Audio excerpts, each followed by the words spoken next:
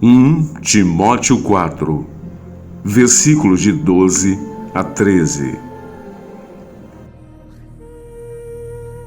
Ninguém te despreze por seres jovem. Ao contrário, torna-te modelo para os fiéis no modo de falar e de viver, na caridade, na fé, na castidade. Enquanto eu não chegar, aplica-te à leitura, à exortação, ao ensino.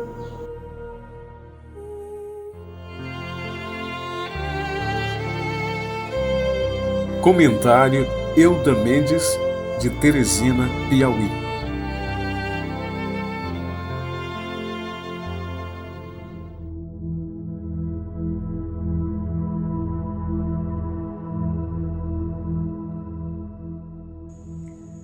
Olá, meu irmão e minha irmã. Hoje nós continuamos estudando sobre os frutos do Espírito Santo em nossa vida. E hoje trazemos para nossa reflexão o fruto da temperança, conhecido também como autodomínio. E o que vem a ser exatamente o fruto da perseverança? É a consequência da disciplina e ordem no nosso interior. Por isso que nós chamamos também de autodomínio. E existe alguns passos para se obter este fruto em nossa vida. Nós podemos citar, por exemplo, a autodisciplina. Quem nos fala sobre esta autodisciplina é São Paulo, na primeira carta aos Coríntios, no capítulo 9, versículo 25 e 26, onde ele nos diz: todos os atletas se impõem a si muitas privações e o fazem para alcançar uma coroa corruptível. Nós o fazemos por uma coroa incorruptível. Assim eu corro, mas não sem rumo certo. Dou golpes, mas não no ar.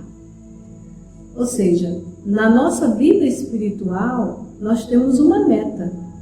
Já dissemos antes que nós somos seres espirituais tendo uma experiência humana. Significa dizer que a nossa essência é espiritual e que nós não podemos esquecer isto e pensar que o viver é só enquanto estamos aqui peregrinando. Nós temos uma meta e esta meta é estar eternamente com Deus. Então, o fruto da temperança, ele vem trazer exatamente este equilíbrio, este autodomínio em nossas vidas. O outro passo é conhecer-se a si mesmo.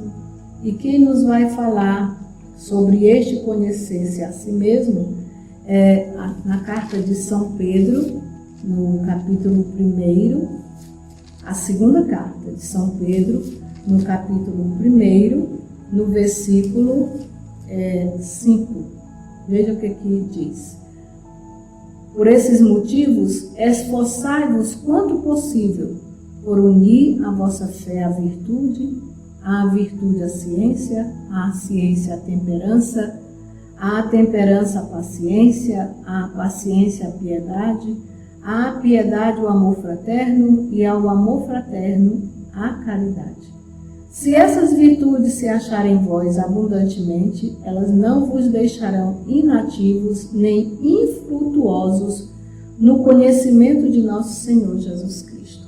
Então, esse conhecer-se a si mesmo, saber que Deus quer que nós produzamos frutos, que nossa vida espiritual não é uma vida parada, mas ela tende a aprofundar-se cada vez mais, a nos elevar cada vez mais às coisas do alto.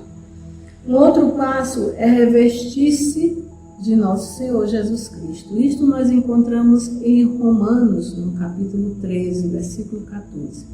Revesti-vos de Jesus.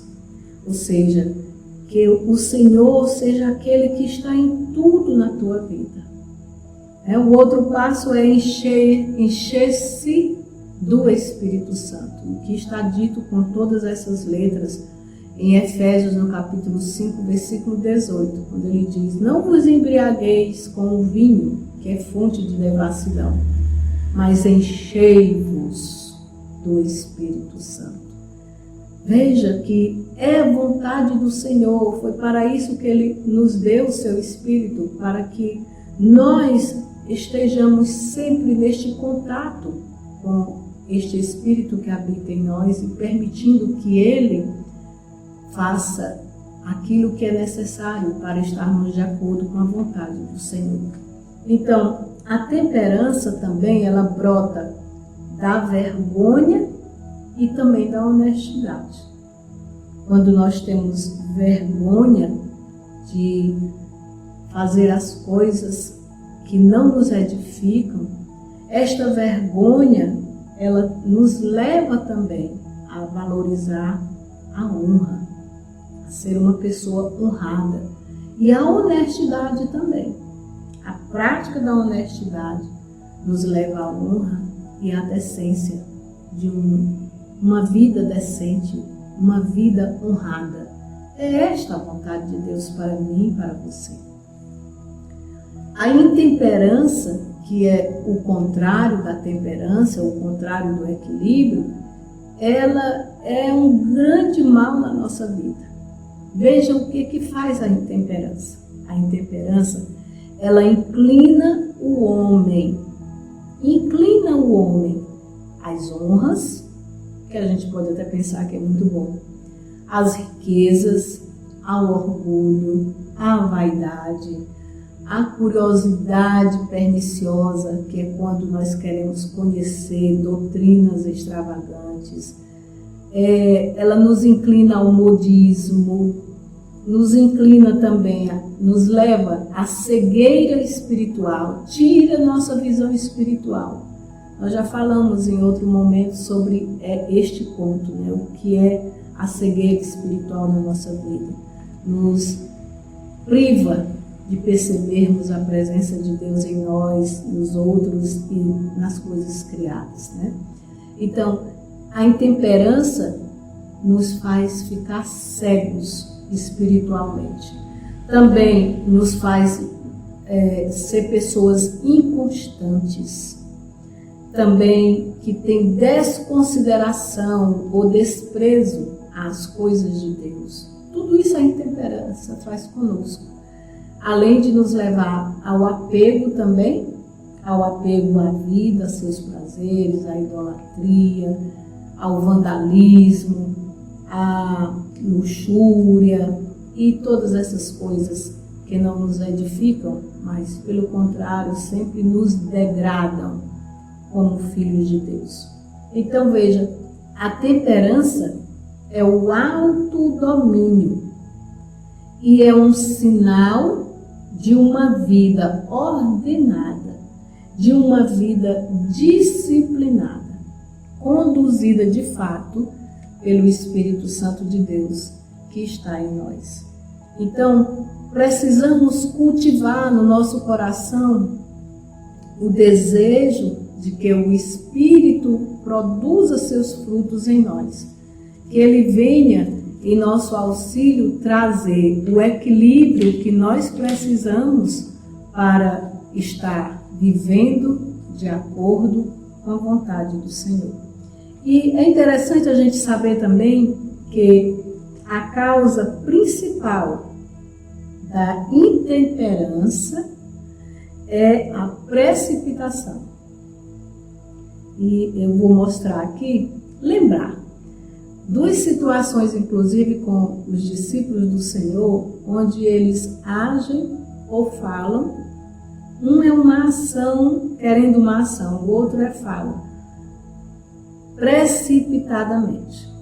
O primeiro caso a gente encontra, depois você confere, é Marcos no capítulo 3, versículo 17, quando Tiago e João, ao perceberem que num determinado lugar onde Jesus queria entrar, não deixaram Jesus entrar, e eles dizem para Jesus: o Senhor quer que a gente faça descer fogo do céu?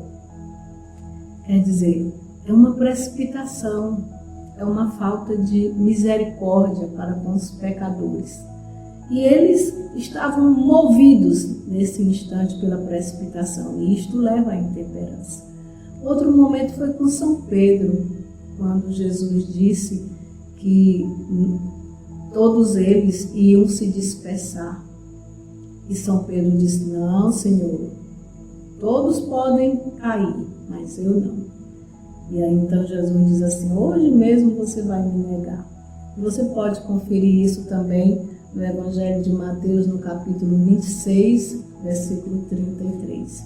Então, nós precisamos ter muito cuidado com os impulsos que nos levam a falar e a agir. Porque quando nós nos deixamos mover por impulsos momentâneos, a gente está caindo na precipitação, e esta precipitação nos leva à intemperança, que é a falta do autodomínio, é a demonstração da desordem do nosso interior. E o Senhor, Ele é um Deus de ordem, por isso é que Ele também produz em nós esse fruto da temperança, e que nós podemos perceber em vários momentos da nossa vida quantas vezes nós agimos levados pela precipitação, pelo aquele momento. É preciso termos controle, o autocontrole, termos o autodomínio, e isto é graça. Por isso peçamos hoje ao Espírito Santo que venha produzir em nós este fruto tão necessário, tão maravilhoso hoje nas nossas vidas, como filhos e filhas de Deus. Vinde, Espírito Santo, vinde produzir em nós os vossos frutos. Amém.